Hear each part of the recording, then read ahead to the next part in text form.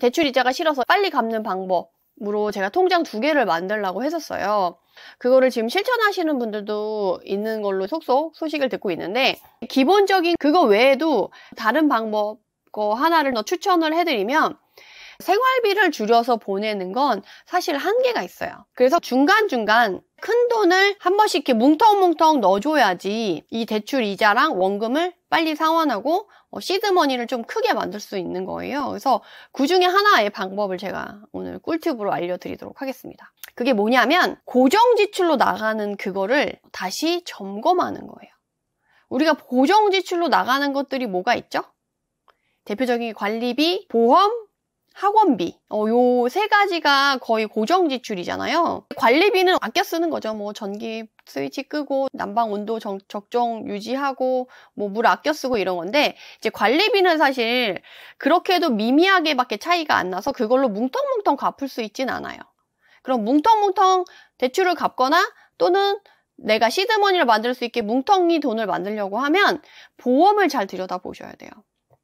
제가 이렇게 말씀드리는 이유는 질병상해보험, 암보험 있고 그런 게 있는데, 여러분들의 보험에 이런 거 말고도 뭐 변액보험, 연금보험 이런 거 좀 많이 드셨을 거예요. 노후에 내가 월급이 없어지면 생활비조로 받을 수 있게끔 그런 보험을 들어놨다가 그때 얼마씩 타는 거, 또는 그때 돈을 이제 목돈을 돌려받는 그런 보험을 갖고 계실 텐데, 그 보험의 속성에 대해서 조금 잘 알고 계셔야 되는 게, 그때 받는 게 좀 되게 큰 돈처럼 보일 수가 있는데 그렇지 않을 수가 있거든요. 예를 들면 저 같은 경우 교사 시절에 변액보험을 들었었어요. 변액보험을 들면 상해가 됐을 때, 장애가 나왔을 때, 또는 사망했을 때 얼마 위로금도 주고, 자산 운용을 한 거에서 이자를 빨리 불려가지고 배당을 많이 해줘서 나중에는 네가 이제 퇴직을 하고 나면 그때 생활비로 노후 자금을 쓸 수 있게 이렇게 만들어줄 거야 라고 하면서 변액보험을 들으라고 했었어요. 그때 막 한참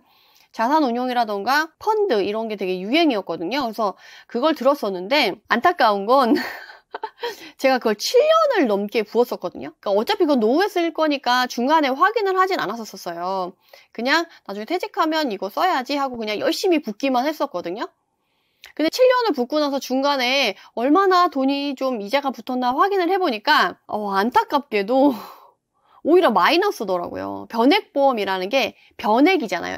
이 변할 수 있고 금리가 변하고 경기가 변함에 따라서 이제 좋아서 나빴다 할 수 있는데, 경기가 한참 좋을 때는 잘 오르지 않고 경기가 나쁠 때는 정말 큰 타격을 받아가지고 오히려 원금이 손실이 됐더라고요. 게다가 그것뿐만이 아니라 이 변액보험 자체가 그 자산을 운용하는 사람들이 인력이 투입이 돼서 가입과 동시에 가입금의 10%는 항상 인건비로 쓰인다는 거예요. 그 남은 돈에서 자산 운용을 잘해서 자산을 이렇게 읽어가지고 나중에 뒤로 가면 그게 쌓여가지고 돈이 많아질 거기 때문에 지금 이렇게 돈이 마이너스 된 거는 그렇게 큰 게 아니야. 그리고 그게 원래 당연한 거야 라고 얘기를 하더라고요. 물론 원금 손실이 있다는 얘기를 못 들었던 건 아니에요. 들었는데 그거보다 훨씬 나을 거고 원금 손실이 크게 그게 다가오지 않게끔 해가지고 들었던 거죠. 나중에 제가 이게 마이너스가 됐다라는 걸 알고 나서 보험을 다시 공부를 하고 보험사에서 일을 하시는 분한테 나름 조언을 들었는데, 그분이 얘기하시는 건 약간 기준이 있으셨어요. 그래서 변액보험, 연금보험 이런 건 어차피 이제 보험사에 묶어놓는 돈, 그 보험사가 그 돈을 받아서 본인이 회사를 운영할 수 있는 돈에 쓰이는데 유리한 거지, 그게 너한테 유리하진 않다. 차라리 적금을 들어서 그거를 네가 쓰고 싶을 때 그 돈으로 뭔가를 하는 게 훨씬, 그러니까 투자를 하거나 뭔가를 하는 게 훨씬 너한테 이득이지, 그게 보험사에 그렇게 변액보험이나 그런 연금보험으로 묶어놓으면 너가 퇴직할 때까지는 절대 찾을 수 없는 돈이잖아요. 물론 요새는 중간에 인출도 가능하지만 중간에 인출하면 그 인출하는 것만큼의 그걸 가입하는데 어차피 의미가 없기 때문에 크게 그게 유용하지는 않다라고 저는 설명을 들었었어요. 그래서 저는 그 이후에 보험을 리모델링 해가지고 정말 최소한의 금액만 보험을 넣고 나머지는 차라리 내가 그 돈으로 투자를 하거나 운용을 해서 내가 쓰고 싶은 때 목돈을 차라리 모아서 그걸 시드머니로 하는 게 훨씬 더 우리한테 유리하다라는 걸 알게 됐어요. 연금보험, 변액보험 이런 건 손해보험사, 증권사 이런 사람들을 위한 그 회사들을 운용을 위한 자금을 대는 용도로 쓰이는 거다라고 알게 된 거죠. 그래서 그 보험을 리모델링하면서 기존에 부었던 것들이 있잖아요. 그래서 그걸 해약하고 이제 새로 리모델링한 보험을 들다 보니까 그럼 해약을 하는 동시에 돌려받는 금액이 생기잖아요. 그럼 그 금액으로 저는 대출을 갚았어요. 그러고 나서 보험을 최소한도로 들고 있어요. 보통 자기 월급의 20%나 30% 정도가 보험이 적당하다, 10%가 적당하다 얘기를 하는 사람들이 좀 많잖아요. 근데 그게 어디서 나와요? 보험사에서 나오잖아요. 보험 설명해주는 사람들이 그렇게 얘기를 하잖아요. 자기한테 필요한 것만 들면 돼요.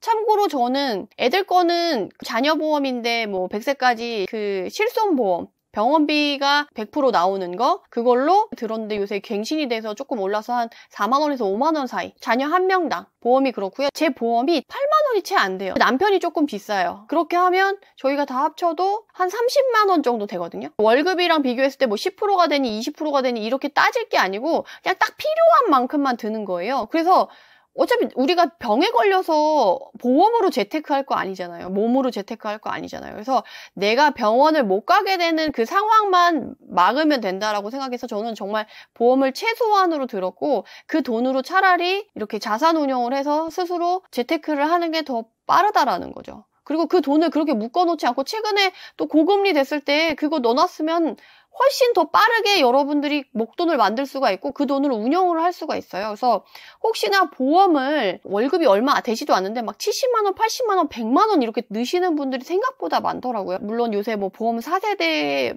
많이 나와서 막 광고를 하고 권유를 많이 하는데 4세대가 좋다 나쁘다 이런 게 아니고요. 리모델링을 꼭 해라 마라가 아니고 제가 말하는 요지는 보험을 너무 과도하게 돈을 많이 들여서 오히려 고정 지출을 너무 높게 내고 있는 게 아닌가라고 고민을 해보시라는 거예요. 내가 남 좋은 일 시키고 있는 게 아닌가, 보험이란 이름으로 그 보험회사를 좋은 일 시켜주는 게 아닌가 고민을 해보시라는 거예요. 거기에 묶여있는 내 돈을 내가 더 필요하다고 하면 내가 쓰는 게 낫지 그거를 고이 모셔둔다고 해야 되나? 그렇게 하는 건 저는 의구심이 있어요. 그래서 여러분들도 한번 내가 고정 지출이 너무 높다, 지출을 줄이는데 한계가 있다라고 하면 그걸 고정 지출이니까 그냥 낸다라고 생각하지 마시고 그걸 한번 고민을 해보시면 좋을 것 같아요.